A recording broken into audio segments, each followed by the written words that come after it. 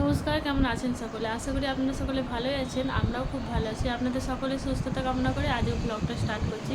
সবার প্রথমে দেখিয়ে দিই আমাদের ছোট্ট মেম্বারটাকে। ইনি ঘুম থেকে উঠেছেন আর এখন বাজে ঘড়িতে 9:45 মতো। সকালবেলা টান উঠে সমস্ত কিছু করে ও স্কুলে চলে গেছে। ওর আজকে এক্সাম আছে আর আমি আজকে যাব আমার শ্বশুরবাড়ি। আমি থাকি তারকেশ্বর পুরো স্টেশনের কাছে। আর আমার শ্বশুরবাড়ি এখান থেকে 20 কিলোমিটার দূরে। আমার ছেলে পড়াশোনার জন্য আমরা এখানে ভাড়াতে থাকি।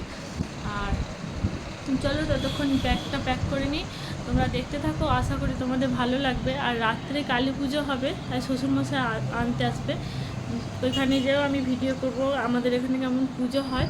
আর এটা কালী পুজো বলতে বাড়ির কালী পুজো না, এটা হলো যে শ্মশানের কালী পুজো। শ্মশানে আমাদের কালী পুজো হয়, সেই কালী পুজোটাই তোমাদেরকে দেখাবো। অবশ্যই তোমাদের ভালো লাগবে। চলো ভিডিওর সঙ্গে থাকো, আস্তে আস্তে সব কিছুই দেখতে পাবে। আমি ততক্ষণ ব্যাগটা গোছ করে নিই একটু। চলো।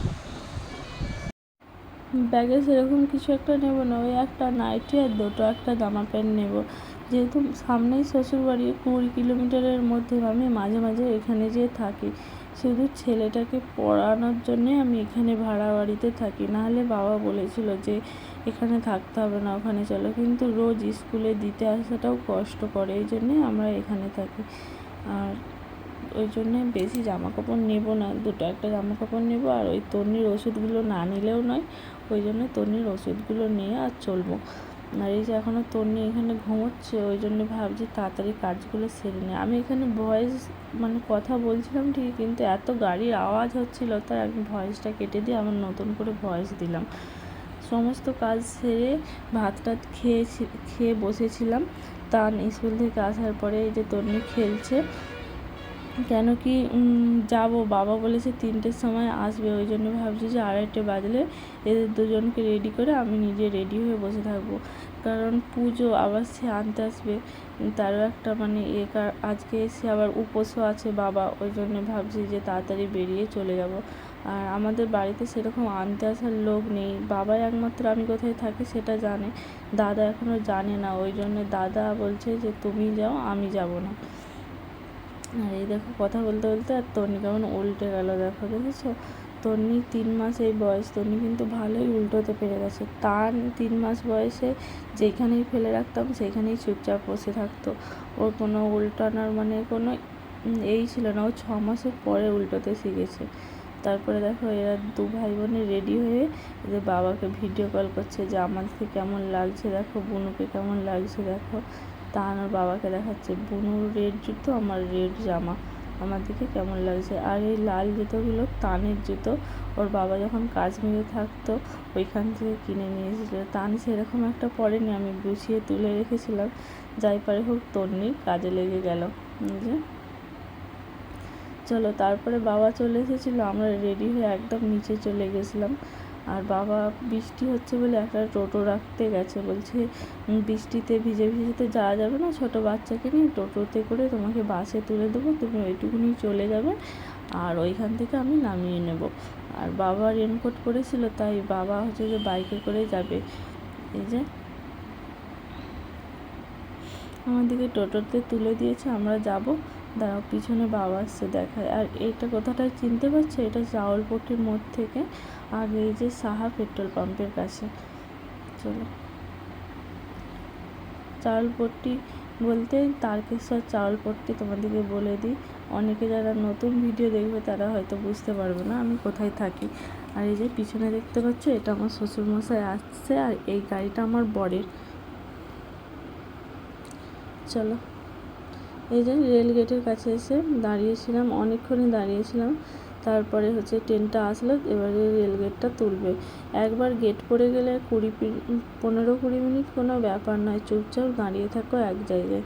আর ভিড়ও হয়ে যায় খুব, ভিড় কাটিয়ে কাটিয়ে যেতে খুব অসুবিধাও হয়।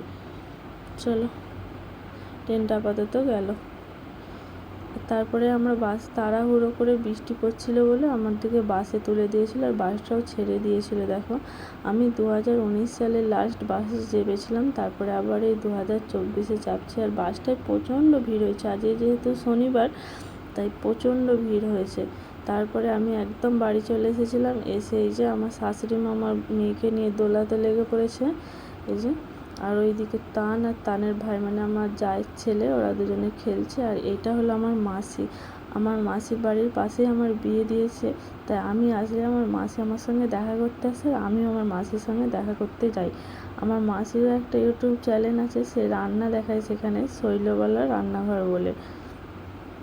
সে শুধু বলবে আমাকে একটু সাবস্ক্রাইব করে দিতে বলবি সবাইকে। আর এই যে একটা একটা করে কুটুমজন আসতে লেগে পড়েছে। এটা একটা জেঠিমা আর ওই কোণে, এটা হলো যে আমার শাশুড়ির ইস্টেলা মা, মানে হচ্ছে যে ইস্টেলা পাঠাতে হয় এইটা। আর যে আমার মেয়েকে নিয়ে আসে এইটা হচ্ছে যে আমার সেজে মানে পিসি শাশুড়ি। আর এখানে আমার শ্বশুর আর আমার শাশুড়ি দুজনেই হচ্ছে যে রেডি হয়ে গেছে পুজো দিতে যাবে বলে। এই ভিডিওটা আমার একটু মানে গন্ডগোল হয়েছে, দাঁড়াও দেখা হচ্ছে যে করে ঠিক করব। চলো এবারে পুজো দিতে যাব।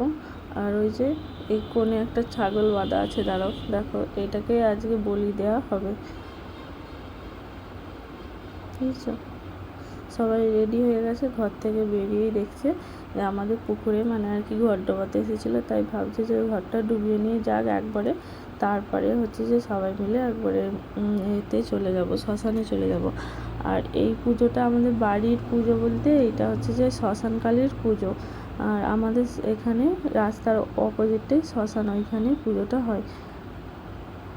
চলো এই যে আমাদের দাদা নিয়ে যাচ্ছে ছাগলটাকে। আর এইটা হলো যে শ্মশানে যাওয়ার রাস্তাটা লাইট দিয়ে পুরো করে দিয়েছে। এবারে তোমাদেরকে এই পুজোটা বলে দিই।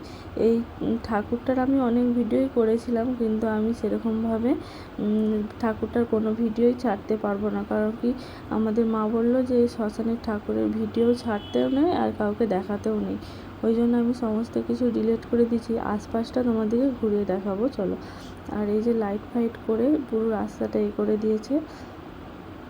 আর এই ঠাকুরটার বিশেষত্ব হলো যে রাত্রে পূজা হয়, সূর্য ডোবা মানে সূর্য ওঠার আগে আবার হচ্ছে বিসর্জন দিয়ে দিতে হয় এই ঠাকুরটাকে।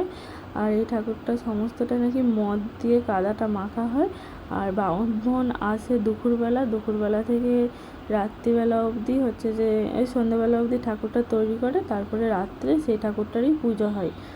আর এর প্রসাদও মদ। আর যারা যারা পুজো দিতে আসে তারাও সমস্ত মানুষজন মদ দিয়েই পুজো দিতে আসে, মানে কি ফলমূল তো থাকে, সঙ্গে একটা মদের বোতলও থাকে।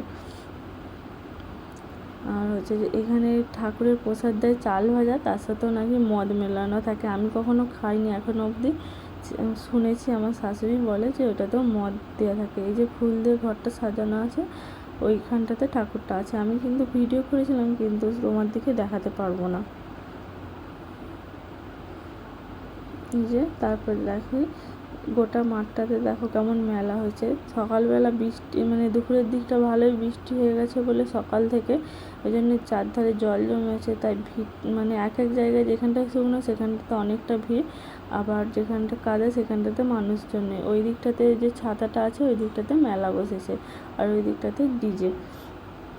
চলো এই যে আমার মেয়েও এসেছিলো, আর আমার মেয়েকে দেখতে কত সবাই এসেছে দেখো। এগুলো আমার সব পিস শাশুড়ি আর জেঠিমা, এইসব তারা সবাই আমার মেয়েকে দেখছে। আর তারপরে চলো এই দিকটাতে ডিজে হচ্ছে। আমার ছেলেকে বলছি নাচবি, আমার ছেলে তো একদম এইসব ভয় পায়, ও ওইসবে যায় না। আমার জায়ের ছেলে চলে গেছে নাচতে, তারপরে ও একটা বেলুন কিনে নিয়ে বলছে আমি আর এখানে থাকবো না, আমাকে বাড়ি নিয়ে চলো। রাত্রি 12:30 বেজে গেছে, আমি বললাম যে চল, তাহলে তোর বোনকে আর রাখবো না, ওই জন্য আমরা এবার বাড়ি চলে যাচ্ছি। চলো আজকের ভিডিওটা এখানে শেষ করছি।